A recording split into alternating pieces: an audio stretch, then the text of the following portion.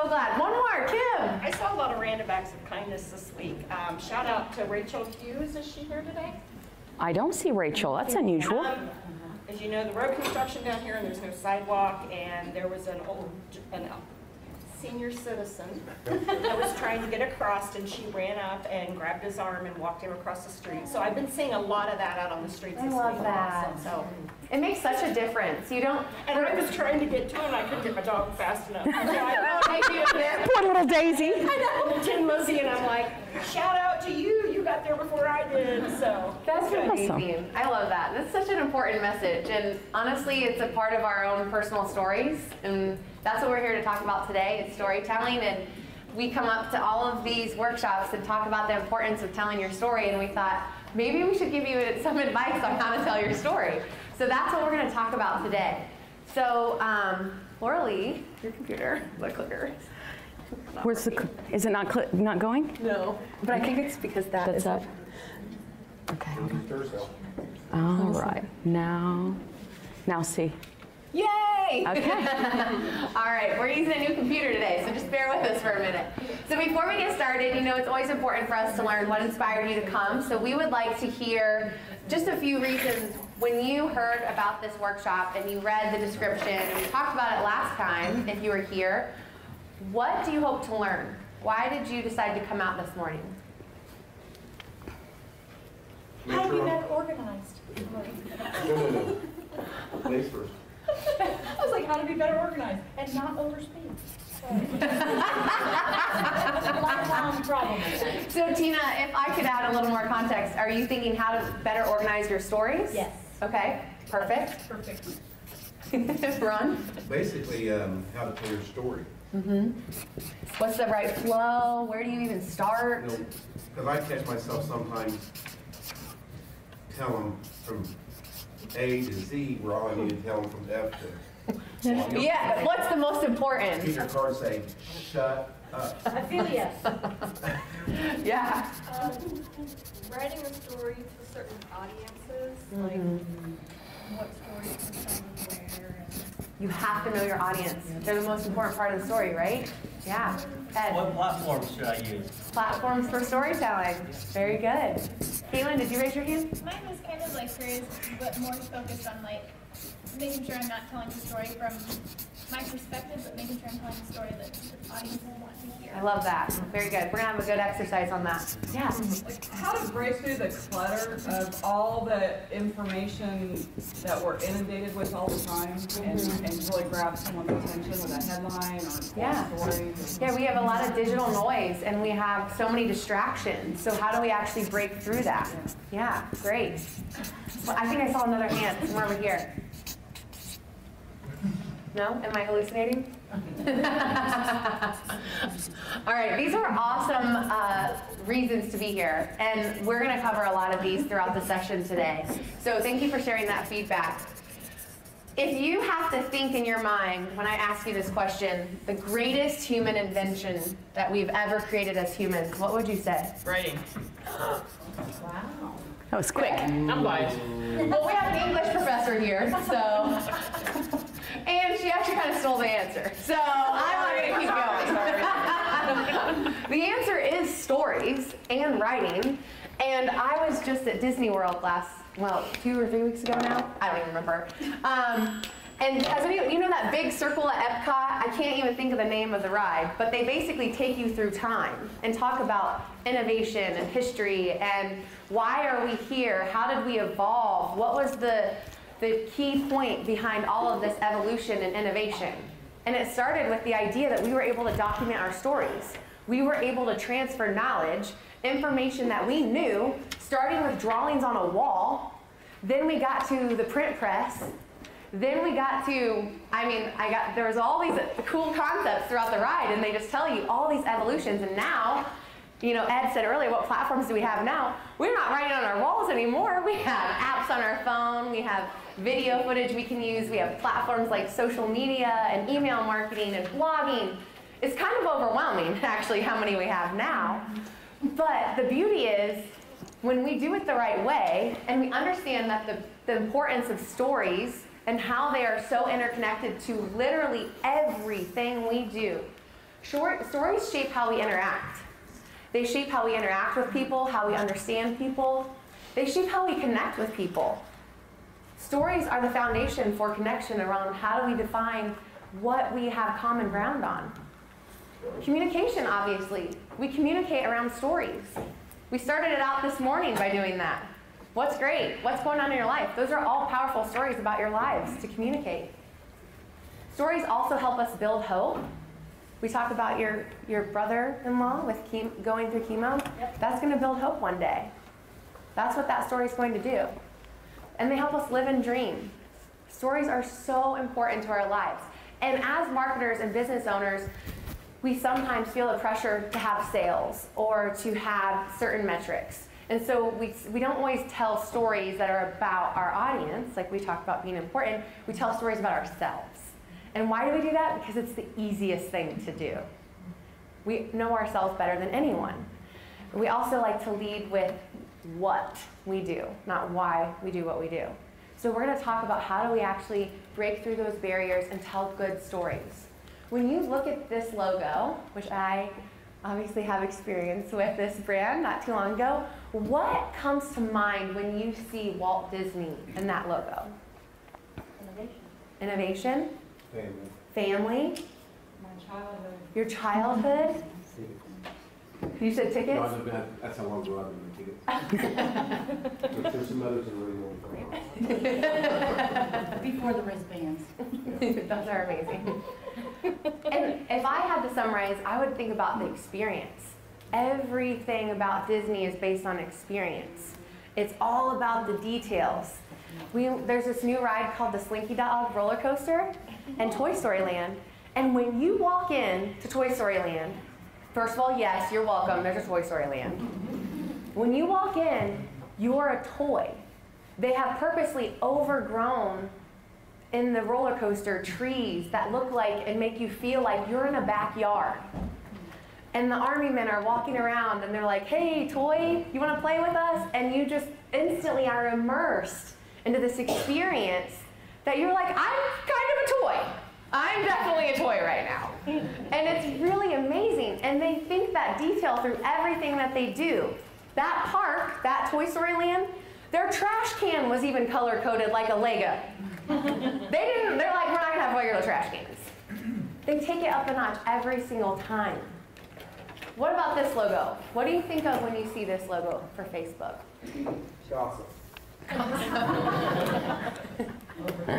Oversharing. What about a positive one?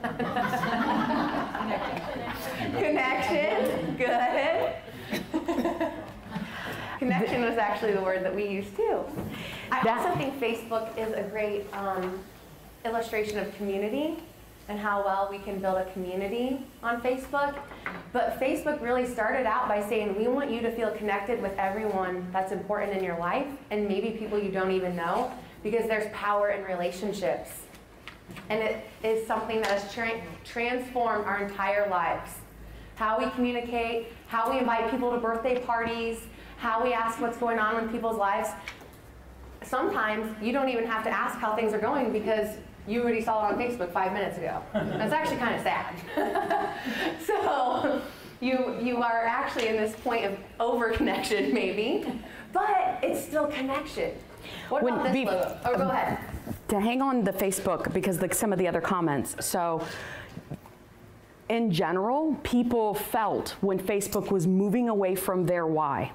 So we found out with the elections and all of the negativity that came out of that, and they felt like they were moving to this platform where they're pushing the messages, and you can see they've now course corrected and went back to why did we exist to begin with, and that was really connections. And you see that in the advertisement that Mark's pushing out, you see that in your news feed now, and from the business side of it, which is what we're constantly working on, is how do we push through that noise because the pay-to-play model, and because they're moving back to their why. They're saying, we're a platform for friends and family to connect and know what's going on. If you are a business, you better be telling meaningful stories that are going to break through that, or you're going to have to pay in order to be on their news feed. So this, I think, is a great example of We were established on connection, we moved away, the crowd said, no, we don't want any part of this, and they're like, okay, well, we hear you, let me go back and focus on why we existed to begin with. Does that make sense? Perfect, that's a good point, Lauralee. So what about Harvard University? When you hear that name, that brand, or you see that logo, what comes to mind? What's that first word? Prestige. Prestige? What else? 100 a year. Sorry? 1,000 a year. A specific number? Expensive? Mm-hmm. Quality, right? Everyone is talking about the quality of education they get there, the quality of the leaders, the quality of the staff. They try to talk a lot about that in their brand messaging. When we look at why stories are important, we consume so many digital words every single day, over 100,000. So we, in our storytelling, have to keep things short and concise and very important. Another very important thing is we are also very visual. So 65% of us are visual learners. And if we're dumping out a lot of heavy content and we have this really great story to tell, but you have to hit show more on Facebook 7 times, we're probably not going to read it, right? So we have to think of how do we be concise but meaningful. And also, your consumers want you to tell a story. 92% of consumers want brands to have ads that feel like a story. They want to have that experience. They want to be a part of what you're sharing with the world.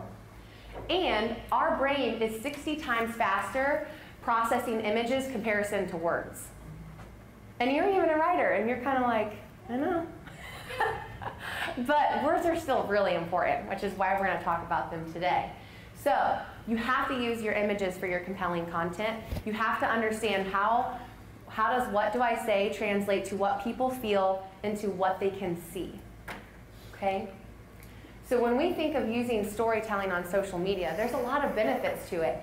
And I want to challenge this with the point of a lot of times, because I said we're revenue, we need more revenue, we need more customers, we have these targets to hit, we tend to focus on like either a sale or a special or a discount or a certain promotion. If we can flip the switch and take that concept but put a story around it and have a connection to it. Kim, you did a really funny one the other day with your outfit of the day of your mannequin because it was so hot.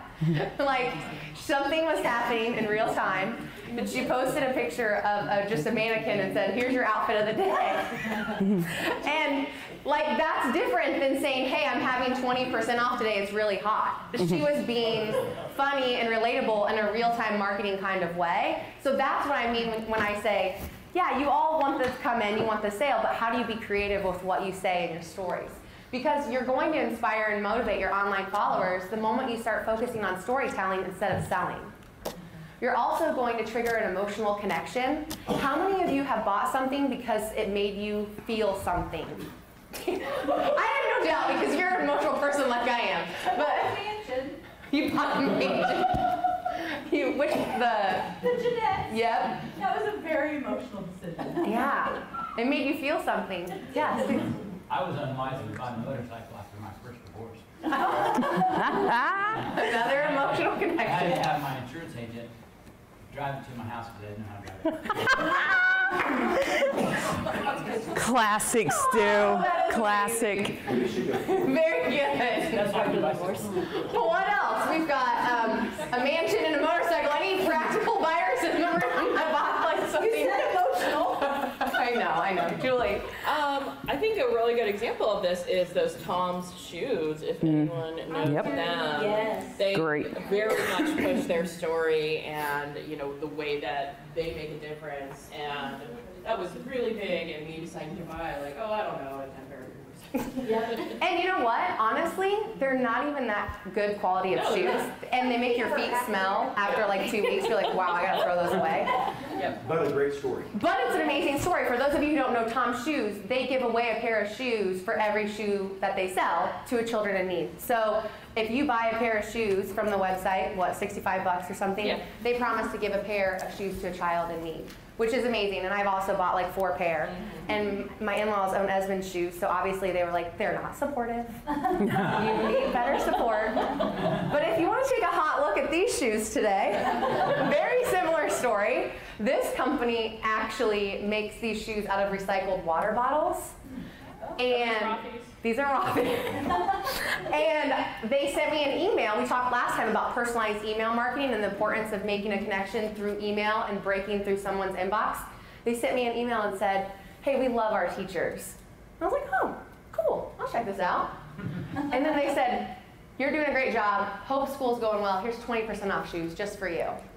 And I'm like, dang it, I'm in. And my husband last night was like, those are the pointiest, worst shoes I've ever seen. And I was like, I kind of love them. But here we are, buying off of emotional connection all the time. Yeah. And brand names like Skechers that have been partnering with Best Friends, that's been going on a couple of years, but when they first did the marketing, I found it through the Best Friends Animal Sanctuary in Utah website with a personalized email. And I would have never looked at Skechers shoes. Right. And they were about the same price point as any decent pair of shoes. And it's like, well, heck, if it's going to help a homeless dog, then sure. Totally. If it's going to help, I'm in. I'm in. Dogs.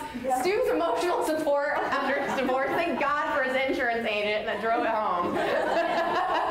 And also, because they're so cute, because they have cats and dogs on them, they get a lot of attention when I'm wearing them. And then people say, oh, those are so cute. Where did you get them? Oh, Skechers for Best Friends. And now we're doing word of mouth marketing. So it's all coming full circle. Story, that's the heart. What we've all just talked about is a story that drove all of that. And these brands, now here we are telling their story here. It just is a cycle of positive storytelling and makes such a difference. If you're a nonprofit, you can use stories to really attract your donors and supporters of your programs. The most successful nonprofits that I've seen, they always focus on that storytelling. They have that kid up there from the Boys and Girls Club telling you how they changed their lives to that program. And you're like, I have to take all my money. Like, what do you need? You know, and you just feel so connected. If they went up and did like this About Us video and only focused on themselves, it wouldn't have the same impact. But you saw the child, you heard their story, you heard their struggles, you heard what they overcame, and then you were like, I'm all in on this. So one of the comments was tell the story from the right perspective. So Ashley just demonstrated that, right? So Boys and Girls Club could take two options. They could go down and say, we have after school care, we have this program, we have that program. These are all really awesome programs. And they are, they're good programs. Instead, they look from the point of view of the child and the direct impact that it makes. And so when J-Lo gets on there and talks about, yep, I was a kid from Boys and Girls Club, or a child, hey, this is the impact it made, it changes the perspective. So instead of going from the product or the service or whatever it is that they're selling, instead they're looking at this is the direct impact to me. So that's your tell from the right perspective, tell from the impact standpoint. That story, whatever it was, saved me. So Stu's story of the insurance guy, you'd be saying, it wasn't about buying the insurance. It was about the fact that when I needed my insurance guy, he showed up and drove my motorcycle home. Yeah. Much more impactful than saying, he sold me motorcycle insurance. Totally different. Take that, Flo. That's right, there you go. And your little white gun. New marketing campaigns on the fly. We're so good in here. No, that's a great, great point. And I think it triggers perfectly with this idea of relevance, so being relevant with your target audience and making it about them. We're going to do an awesome exercise and walk you through these components of a good story here in just a minute. And all of this is going to come full circle, and we have a really cool video to show you about how all of this works in motion. And I think from a community standpoint, because you know I'm passionate about community, stories are what help fuel that collaborative community. They're what bring us together. It's what keeps us coming back. This group right here keeps growing because of the relationships that we're building. Julie, I met her, she popped up 2, months ago. We didn't really know each other. We just came over and stopped and talked. Turns out she's been like my therapist this week. And that's how the beauty of community is. You exchange a few stories when you first meet someone and they become a big part of your life. Brands have the power to do that too. And when we walk through the steps here in just a minute, you're going to see this come to life. So do you want to play the video first? I do. Okay. We're all going to hope for the best here. Did you have a handout? Yeah. Oh, You are committed. She took a taxi to get here because her car wouldn't start. Pat, I feel like God love ya. Let's all clap for Pat right now. Yeah, that's amazing.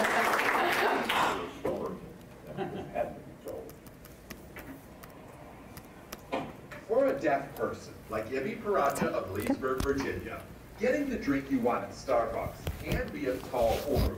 But Ibby says, not you.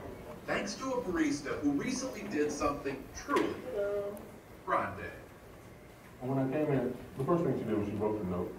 So I thought maybe she had a question for me or something. But it really wasn't a question at all. And as I read through it, it shocked me. He immediately posted this picture of the note, which read, I've been learning ASL, American Sign Language, just so you can have the same experience as everyone else.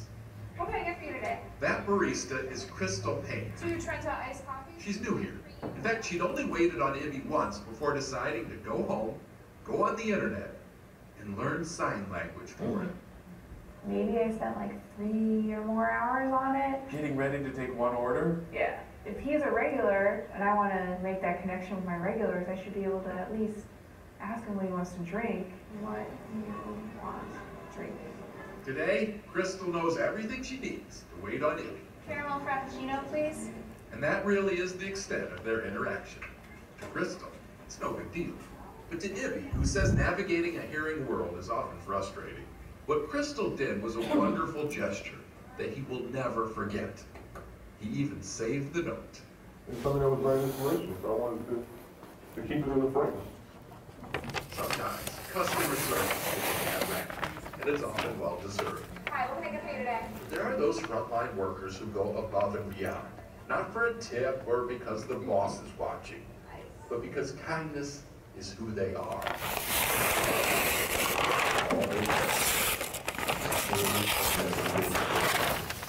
Even now. Yeah. Even still smiling. Steve Hartman, on the road, in Leesburg, Virginia. And that's the CBS Evening News for tonight. For all of us. It's okay if you cried. I did. Say, I hate that I have to speak after this because It's okay. I cry like every time I watch this video. Let's get the Oh, sorry. up. I forgot it wasn't in there anymore. Yeah. Yeah, how did you feel after watching that? Goosebumps. Goosebumps, right? It warmed my coffee. We end tonight with the power. Sorry. Just come back. Oh my gosh, this is so funny. Please don't leave us bad reviews on the technology because we just got this. They don't know what they're doing. I promise this isn't our first time. All those fancy tiles. That Windows, whatever this is now, oh, okay. That was a Sorry. really meaningful story. And I think it's important to take a second to look at that and think of what makes a story meaningful. Why was that story meaningful to you?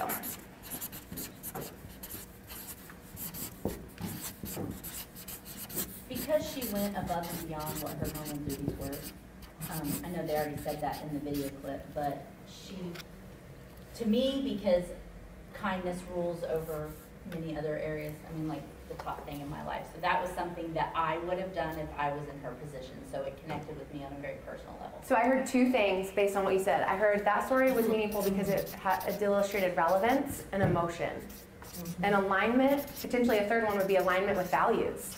So if you're telling a story from a brand's perspective, how do you align with your customers' values? Right? You have to take the time to figure out what those are. Yeah. It kind of inspired me and motivated me to see what I could change in my life to make a similar, like a difference as well. I love that. So it inspired you to take action. So if a story is meaningful, I'm going to do something, right? I'm going to buy those shoes that I'll throw away in 2 weeks. I'm going to make the world better. No, I'm joking. I'm going to do something for someone else. In the context of this story, you're more aware, right? So you have raised awareness through storytelling, and you're willing to take action. I think that's a great point. What else? Andy? I think we all feel out of place sometimes, and it showed that someone who normally feels out of place in a lot of places felt included. Yep. Mm-hmm. We all went through this. Inclusion. Stories can help us break down the barrier that we're alone, right? So if your brand can tell a story that makes people feel more connected and makes them feel like I'm not on an island by myself, then you're winning. None of that, and I know it was a news story, but still, let's think of it if this was from Starbucks' website. Let's put ourselves in that mind. They didn't talk about the coffee, the product. It was all on the experience. Julie. They have like I think it was like Marriott or something as a new commercial that kind of like fictionalizes the story, and it shows a customer service representative learning sign language so she can communicate with a customer who is hearing impaired. Yeah. And that immediately reminded me of that. They probably do. We talk about stealing strategies. Oh, yeah. So that's a stealing strategy potentially. Ed? I think too it helps kind of promote the humanity. We're bombarded with negative news all the time. It seems so positive, and it makes us realize that's bad. Exactly. You want to talk about how do I break through that digital noise? How about you be positive? How about you flip the script and tell something on the same story? I think Ply did a wonderful job this week on their post where they said, I mean, it was so long and great, but they basically said, hey, we know this is going on. We're committed to you. We know this is going on. We're committed to you. And we're not going anywhere. We're just moving a few blocks away, right? They really, next door. Oh, so even better. But that was a great idea to flip the script on that storytelling, right? These are all good ideas. So now that we know that stories are meaningful, we know they're important, why do you think that we struggle to tell stories? What are our roadblocks? Because they exist. Why is this so hard? I think that we worry that if we're telling a story, we're not selling something. Because there's a traditional, I think, idea of what it means to sell, and telling a story doesn't necessarily connect with what we've been taught about what it means to sell. Yeah, you're afraid if you start doing more storytelling, then you're going to lose momentum with your sales growth, right? Because you're just focused on, well, what I think is, and you would agree, the story. Yeah. Yeah, I think that is a roadblock for some brands. Yeah. I think just the technical and practical considerations of, do you have the budget to buy an ad? You know, obviously social media is cheap and easy, but it gets lost. So just how do you build those avenues to get your story out there in a way that people will hear it? So your struggle is, so you're like, I feel good about my story, I just don't know how to digitally tell it or invest my budget the right way? Yeah, I mean, a lot of people have very limited budgets for advertising and marketing. So if you use the free avenues, then your challenge is, well, is that getting lost? So you have this balancing act of, do I buy ads? Do I spend my money buying and hope that that works? Or I try to go more of a free route and hope that someone sees it. So I think that's the balancing act that a lot of people have. Yeah, So and I would go. Sorry, I wanted to clarify. So what I think I hear you saying is, I feel like if I'm going to buy, I feel comfortable selling discount or something we see traditional, and if I flip it to a story and I pay for that, is that actually going to do what I thought it was going to do? Is that what, I just want to make sure I clarify. Certainly ROI is a consideration. We all have to decide if there's a return on our investment when we purchase an ad. Some people don't even know what is the best type of advertising to purchase. Okay. So I'm just saying there's a lot of like technical, practical considerations, decisions that have to be made in the avenue of how do you get your story out. Agreed. Okay. Thank you. Tammy? Well, I was talking to an advertiser this week, and he's close to my age, and he said so much has changed in the last 10 years. Advertising was simple. You had radio and newspaper and mailing, that was it. And it's complicated now. It's hard to know where. And the other thing is time involved in putting it together. I think time is honestly its own roadblock, if we were honest with ourselves. I think doing a good story takes time, because Well, I mean, there are some on-the-fly moments that you'll get. You will get raw, authentic stories. I don't want to discount that. But when you think of a very intentional story, a very meaningful one that you want to storyboard, it's time-consuming, and that's a big constraint. When I started business 30-something years ago, you know, if you put an ad in the Yellow Pages, which we spent a fortune in Yellow Pages, and I'm glad we don't now, but, you know, then when we first went on TV with our TV ads, you had 7 channels to choose from. You know, there's so much noise, you know, if you're talking to a billboard company, they're the best. You're talking to a radio company, they're the best. The Palladium, we know they're not the best, but they say they're the best. The thing is, you know, I own several businesses, but, you know, it changes daily.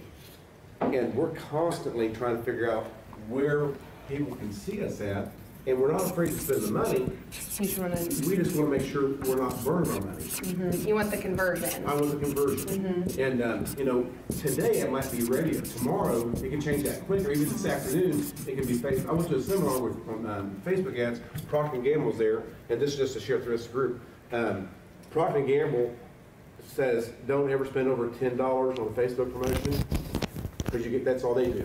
They might do 50 of them, but they do $10 at a time, because if you do a big one, you get lost.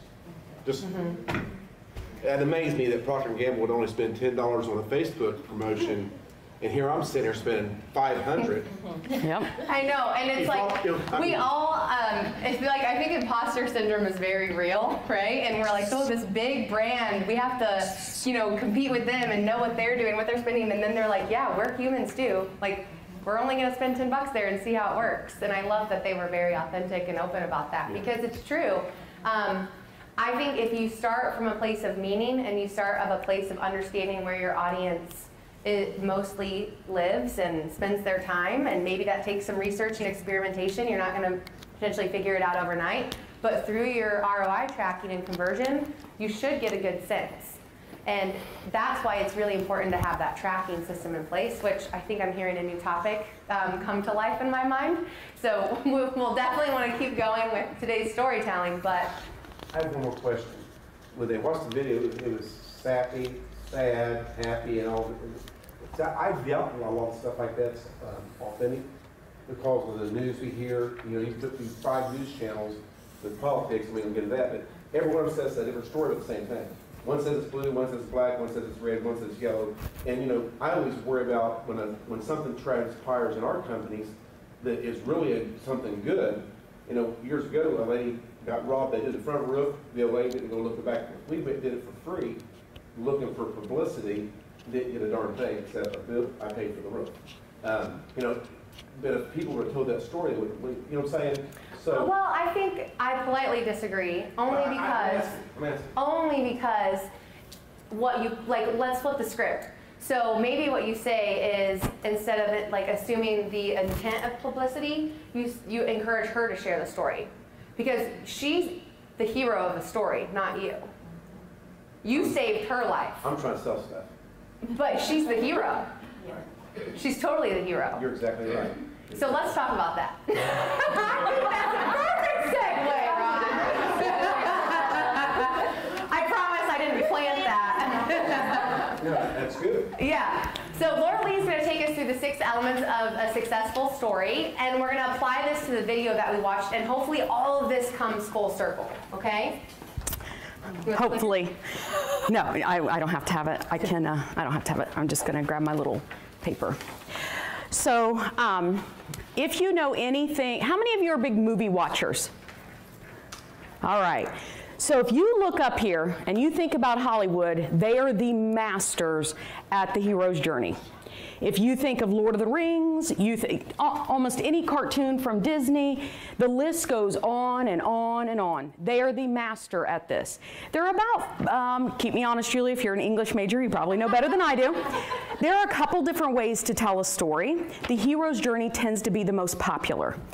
The problem that I have personally is, how do I relate this back and turn it into a good quality story when I'm trying to tell my story of my company or help my clients tell their story? So when we think about this, we wanted to break it down and kind of take that video we just watched and apply it to the hero's journey. So let's talk about each one of these elements. You have it in your 2nd page of your guide, or 3rd page, so you can follow along. Yeah, 2nd page. And when you think about that, how long do you think that video was that we just watched? How long do you think the video was? 2 minutes. They told that story and they went through a hero's journey in 2 minutes. You can do it in a matter of just a couple of sentences. It's about how you structure it and how you actually tell that story and what image that you place with it that really brings alive the emotion. So let's walk through each one of these. When you get to the current state, the hero's current state, this is kind of where they are today. So you can share with not their challenges yet, but just kind of helping them gain empathy, helping them understand, help the viewer, whoever's reading the story, the reader, the viewer, whichever. So you begin with that current state. And we're going to talk about the story we just watched, but no, I'll wait and ask that in a few minutes. After you kind of set the stage, and I'll explain how we just did that a few minutes ago. Then you get into the crisis, forcing them to take action. So what is the hero doing to take action? There's something that has impacted them, something that's made them move forward and decide, okay, I've got to do something about this now. I got to do something. Maybe it's start a diet. That could be taking action. I decide to start a diet. Then they come along and they meet a guide, or they forcing them to take action. Sorry, I weighed myself. That would be what forced me. Or Monday. It's Monday again. It is Monday. That's right. It is Monday. And I jump on the scale and I'm like, dang it. That forces me to take the action. So then I decide I'm going to, got to do something about it. The person that comes along and helps them. This is typically the customer, or not the customer, you as the business. You're the person. So if we think about that same scenario, this would be like Weight Watchers, right? They're the guide. They're the person that's going to help me. But at the end of the day, I'm the one that's going through this process.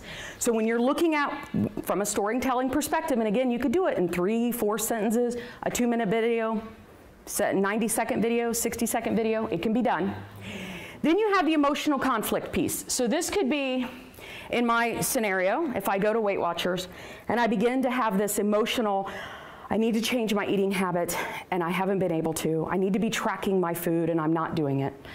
I'm starting to go through this conflict of, I really want to lose the weight, but I haven't lost the weight yet. But I keep showing up because I'm with my guide. They're helping me. Weight Watchers is helping me, and I'm not on Weight Watchers, just FYI. Just so you know, this is not a promo for them. Then we get to the climax part, right? This is where I finally get there. I've lost 10 pounds. Maybe not all my weight. Maybe I set out to lose 50, but I lost 10. Right here, I'm celebrating. Yes, I did it. That moves you to the, okay, aftermath. What happens afterwards? Lauralee now sticks to her plan. She sticks to her plan. She hit that 10 pounds. I've got my guide. I know what I need to do. I've established the new habits. This is all in theory because I'm not lost that 50 pounds yet. So this is in theory. Or we get, how does this help them avoid future failure? So let's say I didn't lose the weight. Then I have to analyze, well, what did I do wrong? What could I have done better? So that is a short, quick, how do we actually bring this to life? So now I want to compare it to what we just saw. I watched, oh, you did it, thank you. Who do you think, dang it, I meant to make that. Who do you think the hero was in this story? It's up on the screen. Did you think in the beginning, though, it would have been the customer? In the beginning, I watched it over and over, and your first assumption would be it's the customer. It's not in this example. There are times that the customer will be the hero, and there are times your employee is the hero, or your service that you provide is the hero. You have to define what that looks like. So when I watched the very first time and I have to apply the same theory and watch hundreds of videos and apply the theory and say, I think Steve Hartman does one of the best jobs at following the hero's journey and doing it in just a couple of minutes. So if you're learning to, how do I tell my story from a donor perspective? How do I make my donor the hero? How do I make the child the hero? How do I make my customer the hero or my employee the hero? Watch Steve Hartman videos. They do an excellent, excellent job of following this over and over again, and you'll begin to see a pattern. So Crystal is the hero in this journey. She provides good service but wants to connect with every customer. Even though they began the story with Ibby, they began telling it there. But really, it was a couple seconds, maybe 20 seconds into the video that they establish who is Crystal. She's the employee that works there. What does she do? She's just a regular employee. I think they actually use the word she just started. So we established right there, that's your current state. Then, what's the crisis? She meets Ibby, the customer, and doesn't understand sign language. So that is the thing, that's that crisis, I need to take action. Okay, what do I need to do? So now I need to meet the guide. It could be a person, but in this case, it's YouTube. She went to YouTube. Am I going right? Yeah. Thank you. You're fine. I am over here like Julie's going to tell me if I missed something. No. You're doing perfect. Excellent, because I have to do the same thing. This is something I've been very intentionally working on since I met Ashley, and I became committed last year to do better jobs telling stories and really being able to get in the mind of the client, in the mind of their customers. And I've been studying this, so I am with you on this journey. We are doing it together. So YouTube, it gets on there, that's the guide, I've learned it. And then you see right here, it took more than 3 hours. That's that, oh, what's the struggle, the emotional conflict. She could have said, you know what, this is too hard, I don't want to do this. Or I've spent 10 hours doing this. So in that story, the way that they communicated that to you as the viewer, she said, it took me 3 hours to learn how to take one order. But what's really the climax? What does it happen? Do you remember the part when you saw him say how happy he was that he actually kept that little, like that really tugs at the heartstrings, right? Oh, yeah. That is like the celebration. So in this example, we bring you all the way through, and every customer should receive the same service. That's the underlying message. That's the aftermath. And she assured she brought him up to level playing field like everybody else through that journey. Does that make sense? Okay. How many of you thought it was Ibby when you very first knew we were going to bring this up? Yeah. Yeah, I struggled too, but you have to apply the theory as you go through it. And again, big kudos to that particular video group because they do very, very good job. Julie, do you have any other recommendations that you could think of that's a good hero's journey? Star Wars. Oh, yeah. Yeah, I mean, I think any movie, any fairy tale too, you know, any Disney film, I think that if you kind of want to get a deeper understanding of this, and this model of the hero's journey in the story is like millennia old. This is very, very ancient. And we probably internalized all of these things, but we never really thought about them as like a pattern and assigning steps to them. So I would say, like, think about this and watch something like Star Wars or Lord of the Rings or, you know, Cinderella or Snow White or something, and see if you can like say, okay, this is the moment where they meet the guide. Like, this is where Luke meets Obi-Wan Kenobi. You know, all of these things are present in those kind of journey type films. And when I started working with Ashley, then I became aware of it, and I had to start, and I'm not a big movie watcher, and books do the same thing, but in order for me to best understand how my clients can position that, and Ashley, when we work together with clients, we want to make sure that we're doing, you know, are we able to tell that story? So I had to brush up on it myself. And guess what you all get to do now? I'm going to give you one guess. You get to, that's right, you get to do it too. So I don't have, did I have the clicker? Oh, I take that back. Oh, you ready? Yeah. Well, we have probably 15 minutes left. Okay.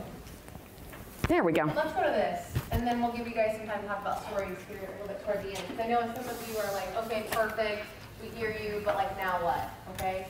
So you understand the concept, you understand the format of a good story, you understand the importance of leading with the audience and not yourself.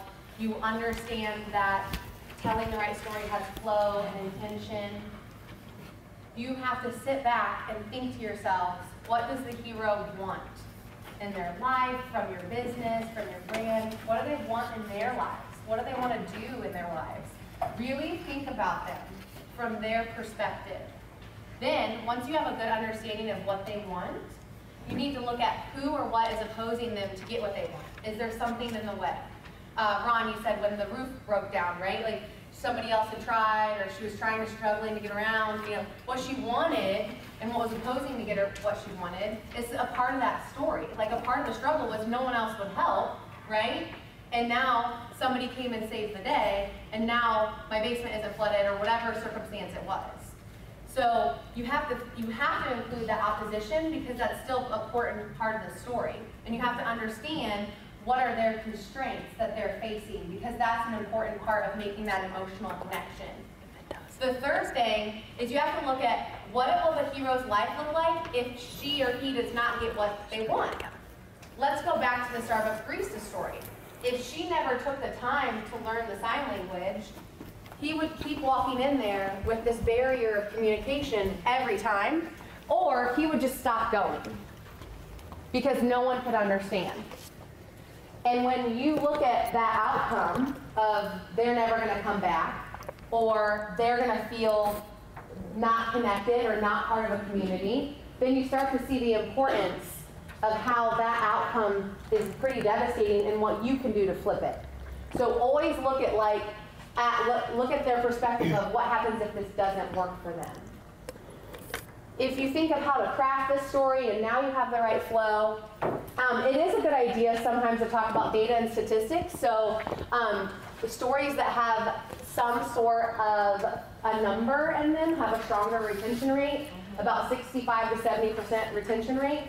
So if there's a way for you to include a number or any kind of stat or fact, there's a good chance it will be remembered. Again, because we can visually see the number when you say it. So even if I'm hearing it and I'm not seeing something, I'm visualizing the number. How long did it take her to learn ASL for one order? 3 hours. You just proved that statistic. Perfect. So the second thing is to have a clear structure in mind. You have to have, we just gave you that structure. Some good stories can be on the fly, like I said, but if we are very intentional with them and we go down through the whole flow and the climax and the ups and the downs and understanding the hero, you're going to have such a strong, clear structure that people remember. Because when we're all over the place, it's hard to remember. You're like, well, I think it was Starbucks that he was at. You know, if there's not the clear structure, you're struggling to remember those core concepts of the story. So you have to have that format so it's a memorable experience. You also, and I'm a huge advocate for this, you have to think about the why of the story, not just the what. And I said that in the very beginning. Why does this matter? Why should they care? It is not about the what. It's not about the service. It's not about, you know, when we give the example of Apple all the time, right? Like, their what is they make computers. Their why is do you remember it off the top of your head? It was like, no, I would not have quoted that because I don't. It's been a while. Yes, thank you, Lily. What was it? Challenge the status quo. There you go. Right? And that is completely different emotionally. That is completely different fundamentally from what you hear and what you say than we make computers. It's just such a dud thing. And I go back to in your own personal lives too, and I'll tell this quick story because it was the first time I realized the importance of your why as a person and a brand. I'm at this marketing event, and I'm sitting next to this guy, and I'm in a super grumpy mood, and he looks over at me, and he's like, what do you do? I'm like, oh, I'm in marketing, like everybody else here, you know? Like, just such a snarky answer, and that's usually not me, but I was just in a snarky mood. And he's like, well, what kind of marketing do you do? I'm like, digital marketing, you know, like webinars and whatever. You know, I mean, it was honestly a really duddy answer. But I looked at him and I said, well, I had a little bit of me left. I said, well, what about you? What do you do? A little bit of me left. I just barely mustered the sentence. Like, dude, what do you do? And he said, well, I am really passionate about helping brands tell their stories using video on social media. And I said, that's kind of cool. I'm kind of into that. How'd you get into that? And he said, well, I actually lived in LA for like 15 years, and I worked on movies. I helped direct Pulp Fiction. I was on the video team out there.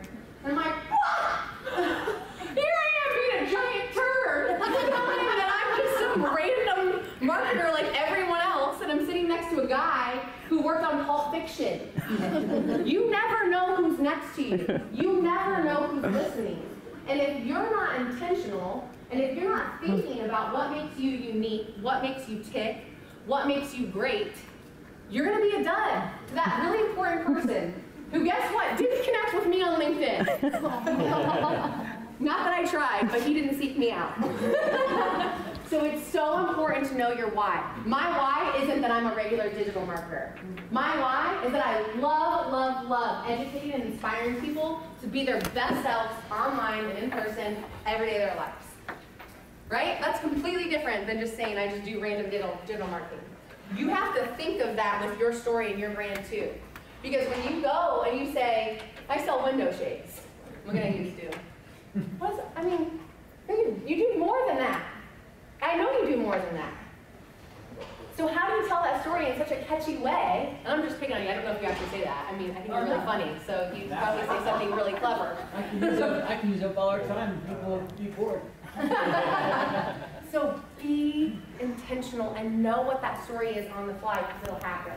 If you're looking for some quick engagements, and you think of like, how do I get people engaged? Because part of the problem is, I told this great story, I put it out on social media, I don't have money to pay for it, so I'm just gonna hope that it works. You need to have engagement built into your copy.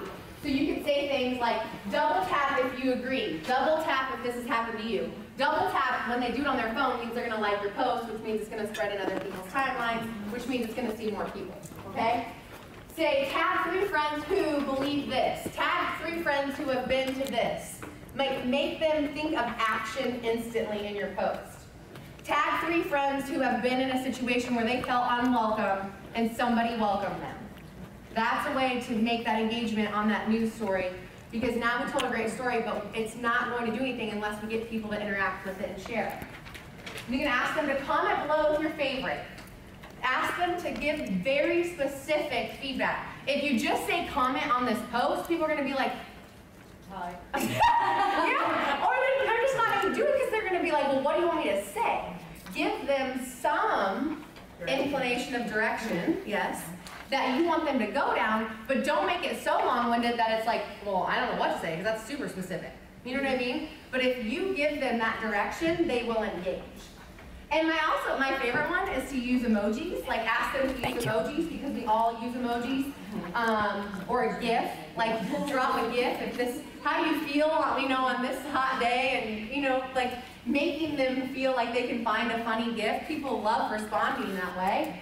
And then click on my latest post to see, like make it something that I have to click to see it. So I have a little teaser, but if I want the full details, I have to click on a link. I'm only gonna give you a little bit. So this is how you break through the temptation to have the huge long posts on Facebook. You have the long post somewhere, whether that be on the video description, the podcast description, your website, a blog, but you have to give them a little bit to bite, and then they'll go further. Okay, but if you give them too much, they're going to be like, I already got it from your post. I don't need to go anywhere else. And what you want is to continue nurturing and educating and inspiring them. So before you go, I would encourage you from a technology perspective, think of a story portal that you can use within your company. Don't let the word portal sound scary. You can use a Google form. You can have a custom email address that says stories@hopeenvironmental.com. Any employee who gets a story idea or an amazing thing that happens, email us at this specific email address and let us know. Or fill out this Google form and let us know. Because then your employees feel empowered to tell the story because they see the impact and they have direction. If they don't know how to tell you this, or if they're just busy and forget, this helps that barrier break down. The second thing is I would think of a social squad. So you need to have a squad of people, whether that be within your company or within your group of influencers or business partners, that you can lean on. So if you need help with something, whether that be content creating, images that you need done, somebody to be on the response team, one of the things that I do when I have a campaign running that's really important for an engagement is I'll just send an email to like 10 of my friends, 10 of my industry coworkers and say, hey, I just posted this, would you mind liking it or leaving a comment? Maybe giving them a little direction on what you want them to say, but I know who those 10 people are. And I have considered them as part of my squad of people, that anytime something important happens, they're ready to